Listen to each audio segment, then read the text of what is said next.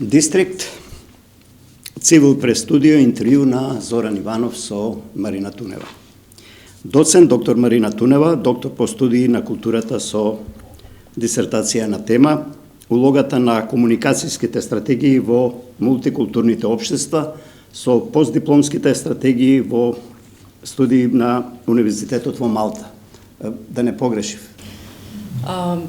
Па да, докторатот е тој, постдипломски на Универзитетот во Тоа Малта. е интернет нешто за вас и натаму вели дипломира на интердисциплинарните студии по новинарство на Универзитетот Свети Кирил Методи во Скопје, актуелна извршна директорка на Советот за етика во медиумите во Македонија, како експерт на полето на односите со јавноста, известувањето за различностите, интеркултурните комуникации и етиката во новинарството, е активно вклучена во развивањето на наставни програми и проекти во овие области во земјите и во светот. Авторка е на публикациите Медиумите, граѓаните, интеркултурните комуникации, потоа прирачник за известување за различностите, како и вовед во односите со јавноста, потоа како да комуницираме со медиумите и така натаму и така натаму. Доктор Марина Тунева, добре дојдовте во Дистрикт Цивил прес студио. Широки се темите за интервју со вас. Може да почнеме од било каде. Например, од вашата последна активност. Туку што се вративте од својот последен студентски престој во САД, во Соединетите Американски држави. Па, еве, почнуваме токму од крајот. Како дојде до ова во САД? На чија покана, каде се одржа настаните и кои беа содржините? Се работи за програма, професионална програма која што беше организирана од Американската амбасада во државата, а програмата практично ја спроведува, односно иницирана од Американскиот Стейт Департмент преку Бирото за образование во соработка со неколку институти, се однесува на медиумите и информациите, а генерално станува збор за Фулбрайт програма, во која што фокусот е ставен на справувањето со дезинформациите, лажните вести, манипулативните техники во различни фази, тема која што е континуирано актуелна, не е нова. Практично тоа што е тренд во светот. И што велат таму, еве, американците имали спас од лажни вести, за оваа тема ќе позборуваме малку и подоле, бидејќи тоа е ваша струка на некој начин. Очигледно дека ќе продолжиме да зборуваме за оваа тема, бидејќи навистина решението за овие појави не се наоѓа преку ноќ најпрво од се, ниту пак може да го направи некој изолиран чинител или актер во општеството. Се подразбира дека заеднички заклучивме и продолживме да дискутираме во насока дека секој сноси одговорност околу справувањето со овие проблеми, ние како поединци, па така и институциите кои што ги представуваме, организациите кои што ги представуваме, така што треба да биде еден заеднички координиран зафат во справувањето со вакви проблематични појави, инаку не е ништо ново. Тоа ни е тема и во ова интервју, ќе ни раскажете малку подолу во емисијата. Што се случува во Америка? Како е? Бевте во Калифорнија или? Бев во Вашингтон, на Универзитетот Џорџ Вашингтон. Нормално, тука посетивме и неколку организации, особено оние од граѓанскиот сектор, кои што се фокусирани на справувањето со дезинформациите и работата на лажните вести, пропагандни техники на информирање и така натаму. Потоа продолжив во Медисон, Висконсин, каде што исто така со колегите од универзитетот, таму разговаравме за овие прашања. Да, ќе ни дообјасните, реков подолу во интервјуто. Ме интересира како се справуваат американците со ковидот? Паника, смирено, па вака, не би рекла дека техниките... антиваксери, надвор од работниот дел на ова ваша визита? Така, не би рекла дека американците имаат еден уникатен пристап кој што е драстично поразличен од она што се обидуваме сите да го правиме, како некој кој што е посветен на таа битка, справувањето со дезинформациите и манипулацијата во новинарското известување. Меѓутоа, она што забележувам дека функционира доста се механизмите, сервисите за проверка на фактите. Едукацијата е засилена во тој поглед, некако се инфузира или се вградува оваа проблематика во содржините кои што се изучуваат на факултетите, во средните училишта, се работи со младата популација, меѓутоа се наоѓаат и начини како да се работи со оние луѓе кои што практично се имуни на ваквиот тип на иницијативи.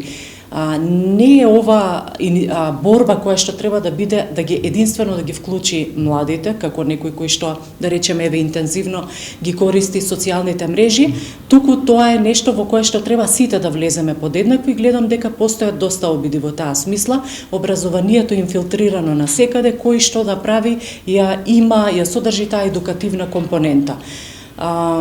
Реков, функционираат сервисите за проверка на факти, меѓутоа таму континуирано се поставува прашањето нели колку можат да бидат мокни, особено со публиките кои што упорно продолжуваат да се веруваат на своите извори на информирање и игнорираат каков било зафат за демаскирање на она што се појавува во новинарското известување или она што се пласира на социјалните мрежи, имајќи предвид колку повеќе се насочени кон социјалните мрежи отколку на... Ако добро забележувам, некој дел од граѓанството американско баш и не им верува многу на медиумите. Па има и таква скептичност, особено ако се земе предвид нели што се случува предизборно. Памтиме дека и таму имаше многу проблематични појави како што сме забележувале кај нас. Се става фокус на надворешните извори на информации кои што влијаат врз известувањето на медиумите таму, меѓутоа не забораваат и да се преиспитаат што се случува во самите медиуми кои што се високо етаблирани, препознатливи за цел свет, кои што знаеле да потклекнат на, да речеме, известни манипулативни техники или манипулативен пристап во информирањето, па така да се прелее. Па се поставуваат дилеми од типот колку ние можеме да си дозволиме, еве кога станува збори за политичар, со своите изјави, со своите говори и искази, колку може да добие простор во медиумското известување, доколку тој говор содржи известни манипулации. Ние знаеме што се случуваше нели и со Трамп и со просторот што му се даде во медиумите за време на изборите. Сакам да речам дека добро е тоа што се преиспитува и самите медиуми внатре се преиспитуваат каква била нивната улога, ја анализираат што погрешиле, како да ги подобрат нештата. Некој само критика. Малку сум љубопитен и јас, претпоставувам и публиката што не гледа. Кои се теми беа дел од активностите во тој организиран престој ваш во Америка? Токму ова што го кажав сосема накратко, справувањето со дезинформациите, запознавањето со медиумскиот систем таму, влијанијата, улогата на сервисите за факти, улогата на социјалните мрежи, колку на сервиси за факти, за проверка на факти. Колку е развиена таа мрежа во? Развиена е доста, би рекла, и многу силен акцент во едукацијата се става на техниките и алатките кои што може да послужат во откривањето на манипулативните информации. Меѓутоа се става акцент и врз градењето на вештините на луѓето да ги препознаваат тие. Пример, ако во моментов може да се сетите да ни прикажете како да откриваме лажни факти, како ние како читателска публика, како консументи на јавни информации да препознаме што е што се надзира, дали може од овие 5+1 елементи на веста најелементарна, еден ако не застасува веќе некоја индикација дека нешто не е во ред со изворот? Еве ќе појдам и од тоа што сме го дискутирале таму и од тоа што согледуваме низ нашата работа и вака нели дискутирајќи ги овие проблематични појави. Факт, ако се дозволи само на еден извор да доминира во историјата, ако се дозволи пренос на така наречените теории на заговор, без тие да бидат нели разобличени пред јавноста, ако се дозволи да добијат доминантен простор и да не се помогне, например, ако се тврди дека, не знам, бил најден лек за коронавирусот или ако се пренесе дословно изјавата на поранешниот председател Трамп дека треба да се напијат средства за дезинфекција за да си помогнат луѓето себе си, значи дека тоа е шега, иако во меѓувреме неколку луѓе, ако се точни информациите, Иако во меѓувреме тоа си доби свој простор. Корона, да. Си доби свој простор во медиумите и едно вакво некритичко пренесување на содржините. Јас реков и претходно, па макар да станува збор за политичар, некој носител на јавна функција, да се најде во медиумите без критички да се осврне и самиот медиум врз основа на тој да ги понуди сите информации. Не постојат лажни факти, постојат лажни информации кои што се пробиваат во медиумскиот простор и понатаму си носат своји последици. Меѓутоа едностранноста во информирањето, некритичкото пренесување на информациите, несоодветниот избор на соговорници, понекогаш се смета дека медиумот ја завршил својата работа со тоа што ги повикал двајца, тројца соговорници кои што држат иста идеолошка, политичка или не знам каква линија во обраќањето. Меѓутоа го нема она спротивното, спротивставениот став, ја нема таа борба на идеи, она што треба всушност да го овозможат медиумите. Значи, тој селективен пристап многу лесно може да генерира. Не е тешко да се открие апсолутна дезинформација која што е создадена како таква за да ги да влие врз публиката. Многу е тешко да се открие нешто што содржи дел од вистината и сето тоа е спакувано на начин за да се пласираат одредени Што велат? Имавте средба со сијасет и новинари и уредници во претпоставам неколку тамошни медиуми. Што во куларите велат новинарите, уредниците околу изворот на короната? На кинезите им избегала од лабораторија, или е природна појава, или е некој заговор, или е изгубена контрола, или е се... Има ли такви реакции вака надвор? Па тие многу повеќе се фокусираат на тоа да ги донесат пред камера или пред микрофон оние кои што се веродостојни да зборуваат на таа тема, почнувајќи нели пред се од лицата кои што може да ги толкуваат тие појави, научници, здравствените власти и така натаму кои што може да зборуваат за тоа и па преку нивниот глас. Но и новинарите се со своји некои предубедувања. Па не според мене од она што го дискутиравме, нивната субјективна се држат главно нивната субјективност не се рефлектира во медиумското известување. И тие самите велат, јас и самиот да сум поборник за одреден став, морам да применам онаа техника што ја нарекуваат сендвич техника, ќе ги понудам и конспирациите, конспиративните теории, ќе го кажам може и она што го мисли дел од публиката, другиот дел од публиката, се со цел да и направам обид да се справам со дезинформациите и теориите на конспиративност, меѓутоа и да ги пренесам вистинските и проверливи информации. А провереното е проверено, не може нели да се... Добро. Тунева, дзирнавте во американските редакции, ве враќам сега тука на домашна почва. Уште подобро ги познавате македонските редакции. Во неколку зборови некаква комперација за функционирањето на редакциите како колективитет еден новинарски како медиум. Ако вака генерално треба да зборуваме, јас ќе речам дека оние што отсекогаш се грижеле за својот кредибилитет и професионалност продолжуваат да се такви. Може би и тие самите подлегнале на известни дезинформации или погрешни информации или погрешен соговорник и така натаму, меѓутоа она што е најважно да ја коригираат таа грешка, секому може да се случи. Знаеме во какви услови функционираат медиумите, многу често и незавидни. Така што се случуваат и грешки и пропусти, меѓутоа повторно ќе речам, тие што се грижат за својот кредибилитет водат сметка да бидат имуни на се она што може да биде негативно влијание врз новинарските содржини. Она што разочарува е што некои платформи би ги нарекла не би ги нарекла медиуми и понатаму продолжуваат да шират известни теории на заговор, погрешни информации. Само да бидеме на чисто, во која смисла платформи? Па зборувам, го користам повеќе символично, недефинирани како извори на информации, без импресум, портали. Па ева да речеме портали кои што не се придржуваат до стандардите на професијата, кои што се непрепознатливи во смисла не се знае кој стои зад тој медиум, како што рековте, без импресум, не се знае кој го поддржува, мотивира тој медиум да действува така како што действува, меѓутоа меѓутоа пак ќе речем, не сакам да го употребувам зборот медиум, бидејќи што и да се прави со известни такви платформи, ќе речем, работите не се менуваат. Но за среќа имаме и медиуми кои што вистински се борат да опстајат, жилави се и сакаат да функционираат како што треба и можеби тие помагаат. Она што е најважно во вакви услови е да им се помогне на граѓаните кои што треба да ги проценуваат на критички начин содржините кои што ги консумираат и оние кои што знаат да ги помогнат останатите. Имате огромно искуство во следење на новинарските процеси генерално. Еве зборуваме повторно за македонските состојби. Може ли со неколку реченици да дефинирате и врз основа на вашите теоретски искуства и практични сознанија кој се не може да биде новинар? Ние знаеме дека сега, поготово со интернетот, со алаткиве, што уште ги нарекуваме мобилен телефон, секој може да биде новинар и да биде побрз, можеби, од некои редакции за информирање за некакви настани каде што случајно се затекла во некоја ситуација.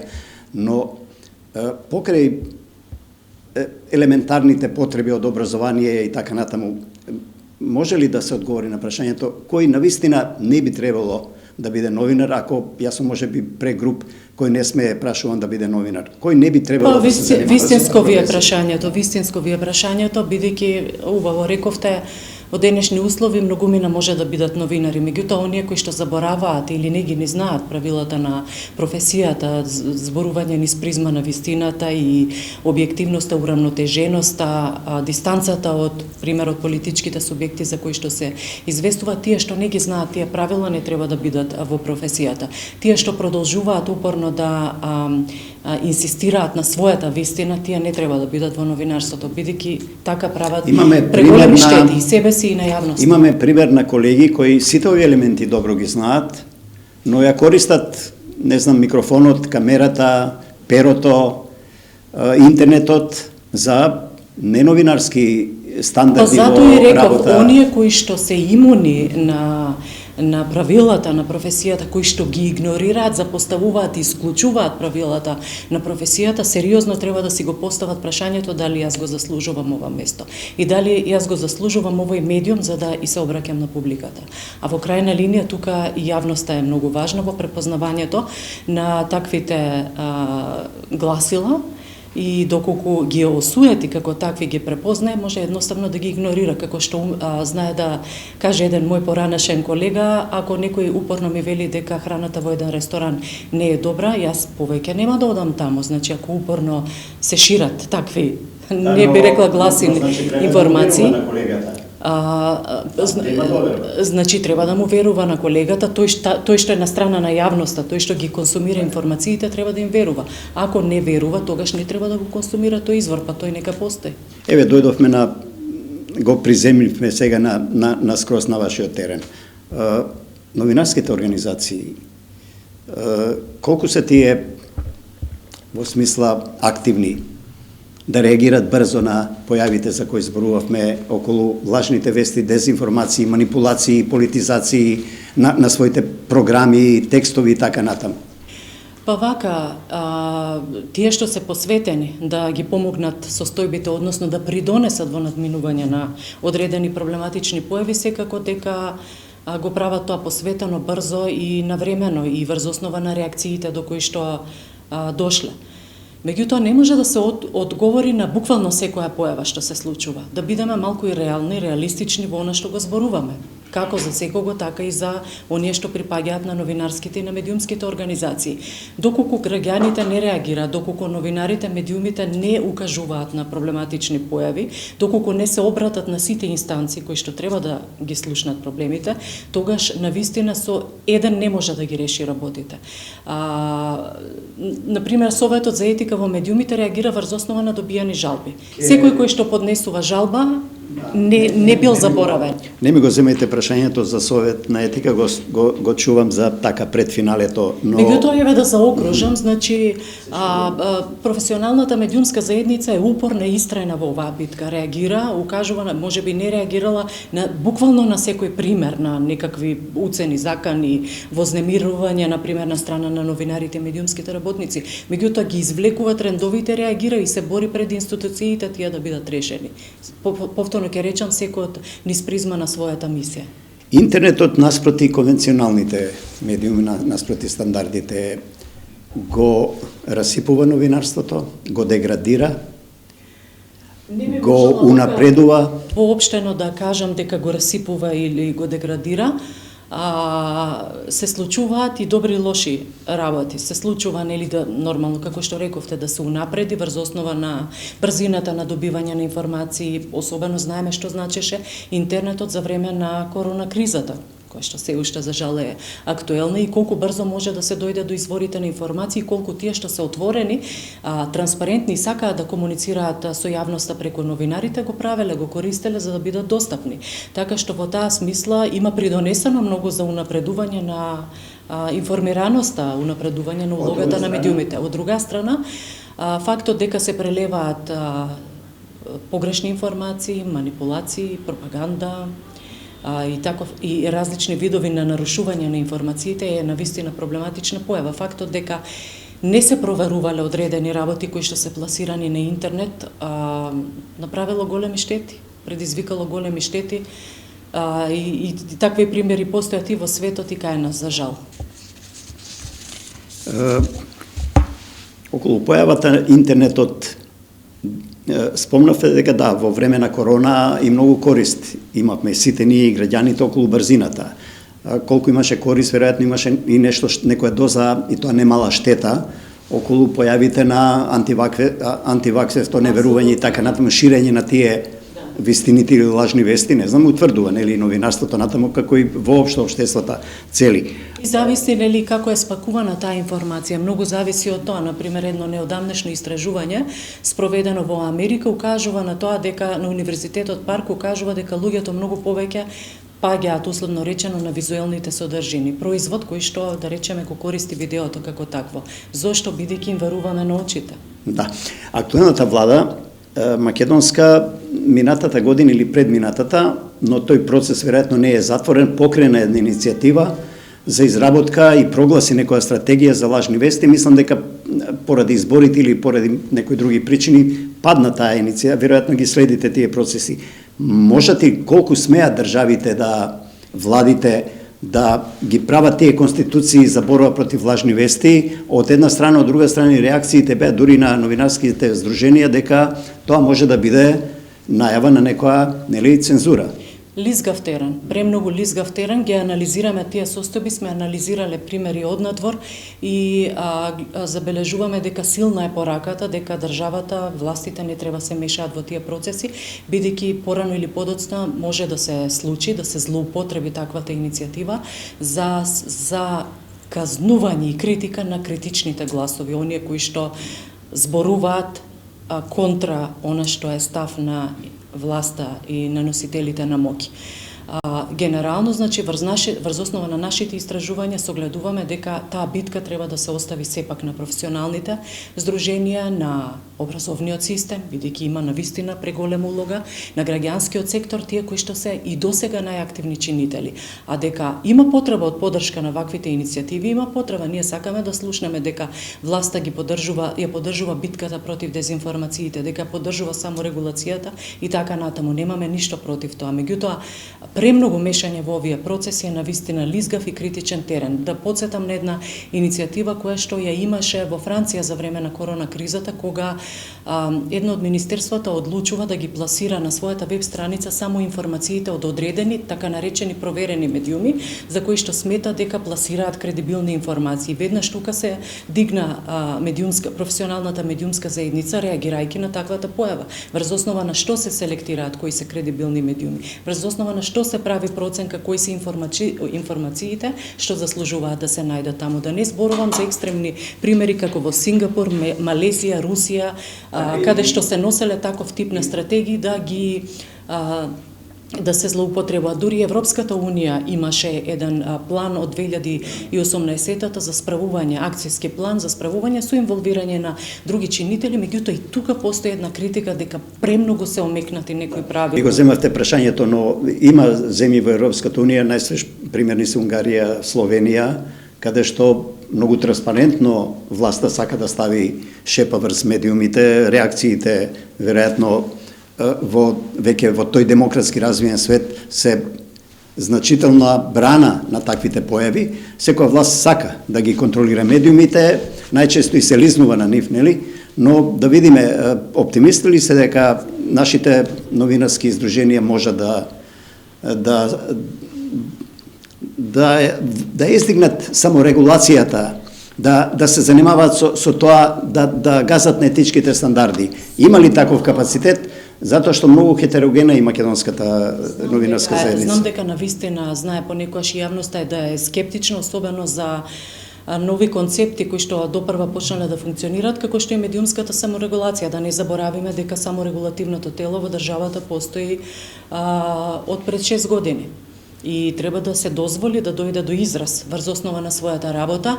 Да, имаат капацитет таквите организации ако им се дозволи слободно да действуваат, ако не им се ограничи нивната работа, ако пред се колегите во медиумите ги поддржуваат овие процеси и се воздигне свесноста до ниво да се прифати моќта на моралната санкција. Ние имаме и одлични примери на медиуми кои што, да речеме, биле во да не го потребам зборот казнувани, бидејќи само регулацијата не значи да се биде казнет, туку да се укаже на проблемите во новинарството, да се коригира. Имаме многу позитивни примери во кои што ги согледувале своите грешки, ги објавувале одлуките во случајов на Советот за етика во медиумите, го имале тој дигнитет и морална воздигнатост во својата работа да го сторат тоа. Па да се надеваме дека ќе служат како позитивни примери. Имало ситуации на успешни медиации, решавање на работите, кога јавноста реагирала. Јавноста е тој филтер кој што треба да помогне. Време на избори, лажни вести, говор на омраза, што вели доцент доктор Марина Тунева, следејќи ги по главно телевизиските канали и на интернетот пораките од политичките партии и нивните јавни настапи? Генерално, да речам, таа остра реторика и негативизмот во кампањата продолжува да обстојува на овој простор. Препознатливи техники на настап, на пропагирање за својата кауза, нешто што е познато можеби и за пошироко, нели, во светот, меѓутоа треба ние како јавност да слушнеме поиздржани пораки и поаргументирани настапи, генерално зборувам. Настапи кои што ќе овозможат на граѓаните да бидат и едуцирани како да настапат, и информирани за да се определат како понатаму, и поштедени од лаги, лажни и празни ветувања, а знаеме дека се што може да се случи и сме слушале изјави од тој тип. Верувам нема да спомнете, но ќе помислите дека ова следно моје прашање е многу наивно. Можно ли е, ако ја знаеме релацијата на собствениците на медиумите, на нивниот интерес за политиката или за линковите со политиката, за бизнис центрите нивни, за другите нивни бизниси и за поседување на медиуми, колку можеме да кажеме дека редакциите се слободни? Еве, и во поготово време на избори. Моето прашање генерално, кога спомнав наивно, е дали може да се случи редакцијски колегиум, да откаже некој спот кој во себе содржи манипулации, говор на омраза, црна кампања и така натаму. Ке го доживееме или ние некогаш тоа? Имало добри примери во минатото, мислам дека не е толку непозната појава. И мислам дека во целата оваа битка само најсилните ќе издржат, има основа за тоа.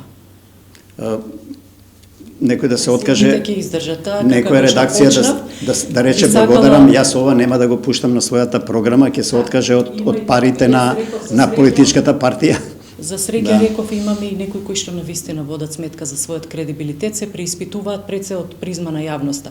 Не велам дека е тоа голема бројка, меѓутоа имаме и такви. Јас сум сепак оптимист дека ќе победи разумот, свеста и битката да се биде сепак професионален и кредибилен овој простор. Пред крај на разговоров, јас сакам неколку минути да ве искористиме во студиово на Цивил, малку едукативно да ни објасните околу медиумската писменост. Конкретното прашање е како публиката која еве и нас сега наследи, која следи постојано вести, информации на интернет, на класичните медиуми, чита и така натаму, како да се заштити од лажните вести, кои се главните алатки, што препорачувате? препорачувам да се подржуваат во најмала рака иницијативите за помош кои што се нудат од граѓанскиот сектор, па и од образованието, бидејќи веќе се вовлекува во овие процеси, еве и со најавата за стратегија за медиумска писменост и со оглед на ресурсите што стојат на располагање во граѓанскиот сектор, вовлекувањето, поддршката на таквите иницијативи, па и самото учество од тие кои што знаат да ги толкуваат ваквите појави. Исто така ќе се повикам на резултатите од едно неодамнешно истражување кое што анализирало каква е моќта на сервисите за проверка на факти версус моќта на една организирана група на граѓани кои што знаат да разберат што значи проблем во медиумското известување. И еден од наводите на тоа истражување, повторно во Америка спроведено, е дека една организирана група на граѓани, критички мислители, аналитичари на медиумските содржини, кои што знаат да проценат што значи лажна вест, дезинформација, може исто толку да бидат силни како и сервисите за проверка на факти. Па зошто тогаш да не ги здружиме сите тие зафати и да размислуваме во насока на правење на еден систем кој што ќе знае да ги адресира овие работи. Не е само да се направат неколку обуки и тука да застане се. Континуитет во овие иницијативи. Така, да го симплифицираме, кон поединецот следи телевизиска програма, слуша радио, чита, што кај него нешто кој е тој индикатор што треба да го сврти вниманието кон него, да забележи дека има некоја сепак некоја назнака, тука нешто не е во ред со автентичноста, со вистинитоста на веста. Па еве, зборувавме, нели, го начнавме тој на самиот почеток. Прво да видат од каде потекнува информацијата. Кој зборува за здравствените мерки, кој зборува за тоа како треба се одвива процесот. Дали е изворот доверен во таа смисла? Дали е кредибилен и веродостоен да зборува за таа тема? Дали постојано се повторуваат истите лица кои што зборуваат за одредена проблематика? Кој е тој што тврди дека е штетно да се прими и трета доза од вакцината, на пример, како тема? А не се лекари или не се... А не се лекари, не се тие кои што може да ги... Или едуцирани барем во таа област. Кога велат дека истражувањата укажуваат дека има проблем од вакцинацијата и дека има штетни последици, дека го менува генот и така натаму, разни бројни теории на кои што сме не идувале, па да видиме кое е тоа истражување, да се повикаат како што треба. Ние имавме ситуација да ни реагираат граѓани на информации од научен извештај, при тоа тие информации се погрешно протолкувани. Има ли капацитет медиумот да толкува? Ајде да го најдеме тоа истражување. Значи имаме ние критична публика која што знае да анализира. Доволно е да забележи на кој извор се повикува, па да го најде, да куцне за 2 минути ќе го најде. Да се вратиме на овие локални избори, сведоци сте и вие и сите ние. Добар дел од кандидатите се рекламираат низ разни проекти кои коштаат милиони евра, од подземни тунели до, не знам, пловни вардар пловен и така натаму. Мислам дека најмалку едуцираните граѓани ја препознаваат таа мимикрија, таа лага. Дали се тие луѓе свесни какви информации пласираат или мислат дека луѓето ништо не разбираат? Не треба да мислат дека луѓето ништо не разбираат, доволно е да се сетат дека луѓето може да ја вратат снимката наназад и да се сетат што се ветувале, после известно време да видат дека нивните ветувања биле само празна или во самиот момент да направат некоја математика колку тоа би коштало и на кои кинески кредити не спасуваат од ова што ветуваат, нели, кандидати. Ветувањето на грандиозни зафати, активности и резултати понекогаш дори делува и многу смешно во очи на јавноста, некако граѓаните се повеќе реагираат на тоа, но да се надеваме дека ќе умеат да препознаваат и понатаму дека ова е проблем. Добро, значи да констатираме, покрај вистинската вест, која е, нели, најдобра брана за лажните вести, како го оценувате македонскиот медиумски простор преку призмата на лажни вести? Успева ли да се носи со вистината пред своите консументи, пред граѓаните? Па вака, мислам дека има такви, не се малку тие што подлегнале на различните манипулации или самите ги создавале, меѓутоа знаат да се носат генерално, знаат да се носат особено оние медиуми кои што ја извлекуваат лажната информација, ја осветлуваат како таква и помагаат на јавноста да ја препознае. Јас ќе се сетам на зборовите на еден професор од Универзитетот Џорџ Вашингтон, кој што велеше дезинформациите се како лебарки, кога ќе ги осветлиш, тие ќе се разбегаат, меѓутоа кога ќе го исклучиш светлото, тие пак продолжуваат да се движат. Значи, нека продолжат медиумите, нека помагаат секој кој што може да помогне во осветлување на дезинформацијата, лажната вест, нека го прави тоа, па ќе го намалиме бројот на лебарки. Вие сте и извршен директор на генерален извршен директор или извршен директор седно на Совет за етика во медиуми во Македонија. Како ја оценувате работата на Советот и како ја оценувате вашата работа? Да не делувам пристрасно, нели сега и пред јавноста, меѓутоа ќе кажам дека ние сме апсолутно вложени во тоа да успее саморегулацијата, свесни сме дека не може преку ноќ, како што реков и претходно, меѓутоа ги вложуваме сите своји капацитети овој концепт кој што функционира со години наназад во многу други држави да функционира и овде. Да не заборавиме дека има земји во кои што голем број држави во кои што ваквите саморегулативни тела постојат и повеќе од еден век. Им требало време да ги изградат како силни тела, меѓутоа ќе речам дека со оглед на реакциите кои што ги добиваме, со оглед на бројот на жалби, со оглед на соработката што ја покажале различни општествени чинители, добро котираме, со оглед на нашето вклучување во различни процеси кои што подразбираат бранење на професијата, подобрување на кредибилитетот на професијата, менување или отфрлање на законски решенија и така натаму, би рекла дека го најдовме своето место на овој простор. Критични гласови секогаш ќе има, критиката е добре дојдена во крајна линија, врз основа на него подпираме и својата работа. Ако дозволите, една од моја страна која е објективна, не е субјективна, се разбира, мислам дека Советот за етика на медиуми, а тоа се дури барање и на дел ми се чини од колегите од јавноста, нема капацитет веројатно, но таков му е и статутот, можеби треба да се промени, какви се искуствата во другите земји, да реагира и тогаш кога има појава за реагирање, а никој не се жали на тоа. Дали само иницијативно има шанси да покрене Советот или тоа е надвор се коси со... За кое што постојано зборуваме. На вистина верувајте, се консултираме, да не речем на секојдневна основа, врз основа на примерите што се случуваат околу нас. Повикувајќи се на праксата на другите совети за етика, се разбира во развиените држави зборувам, во развиените демократски општества, а тие реагираат само врз основа на представка, само врз основа на добиена жалба. Бидејќи доколку почнеме да реагираме буквално на секоја појава, замислете, што може да направат двајца луѓе? Во една двајца до тројца. Дали можеме секогаш да реагираме на секоја појава 24 часа на ден? Меѓутоа, она што го правиме, ги влечеме тенденциите. Ако има притисоци, уцени, закани, вознемирувања, особено на интернет, ако имаме цензура врз работата на новинарите, јавувања, укажувања од таков вид, реагираме. Дали сами или здружени со други организации кои што се вистински посветени на тоа е веќе прашање на форма. Доцент доктор Марина Тунева, каде натаму со амбициите, со кариерата? Па каде што ќе ме носи и патот, можеби посветеност и на образованието, што од секогаш ми било определба, но посветеност и на подобрување на професионалноста на медиумите, помош во тој сегмент, секаде каде што можам да придонесам, а можностите можеби ќе помогна да се даде одговор на ова прашање. Благодарам.